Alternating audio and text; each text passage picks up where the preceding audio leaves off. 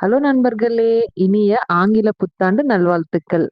இன்னைக்கு ஃபர்ஸ்ட் டேங்கிறனால நம்ம ஸ்வீட் செஞ்சு ஆரம்பிக்கலாம். இன்னைக்கு நான் பிரெட் அல்வா செய்ய போறேன். அது எப்படி செய்யலான்னு பார்க்கலாமா? அதுக்கு முன்னாடி உங்களுக்கு என் சேனல் பிடிச்சிருந்துச்சுன்னா, சப்ஸ்கிரைப் அண்ட் லைக் பண்ணிக்கோங்க.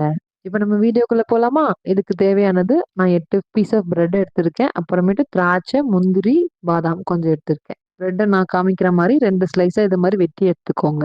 இப்ப நம்ம ஸ்டவ் ஆன் பண்ணி ஒரு பேன் வச்சு, பேன்ல கொஞ்சமா ஆயில் போட்டுக்கலாம். இப்ப நம்ம பிரெட் எல்லாம் பொரிச்சு எடுக்க போறோம். அதனால ஆயில் போட்டு நல்லா ஹீட் பண்ணிக்கலாம்.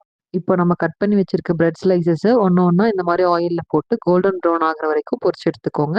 இப்போ நான் எல்லா பிரெட் ஸ்லைசஸும் இந்த மாரி பொரிச்சு எடுத்துட்டேன். இப்ப நம்ம ஆயில் எல்லாம் ட்ரைன் பண்ணிட்டு, இப்ப நம்ம ஒரு பவுல்ல சேஞ்ச் பண்ணி வச்சுக்கலாம். நம்ம ஃப்ரை பண்ண பீஸ் இந்த மாரி கிரிஸ்பியா இருக்கணும். இப்போ ஸ்டவ் ஆன் பண்ணி நம்ம தாளிக்கிற கரண்டி வச்சு கொஞ்சமா நெய் போட்டுக்கலாம். நெய் போட்டுட்டு நம்ம கட் பண்ணி வச்சிருந்த ட்ரை ஃப்ரூட்ஸ் எல்லாம் உள்ள போட்டு நல்லா கலந்து விட்டுக்கோங்க. கலந்து விட்டதும் நட்ஸ் நல்லா கோல்டன் ப்ரௌன் ஆனதும் எடுத்து வச்சுக்கோங்க. திரும்ப ஸ்டவ் ஆன் பண்ணி அதே பேன் வச்சு 2 டம்ளர் தண்ணி ஊத்திக்கோங்க.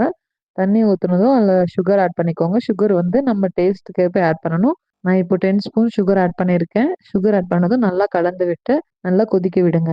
இப்ப நம்ம ஃப்ரை பண்ணி வச்சிருக்க பிரெட் பீஸஸ ஒண்ணு ஒண்ணா நம்ம கொதிக்க வச்ச இந்த சுகர் வாட்டருக்குள்ள உள்ள போட்டு நல்லா அமுக்கி விடுங்க.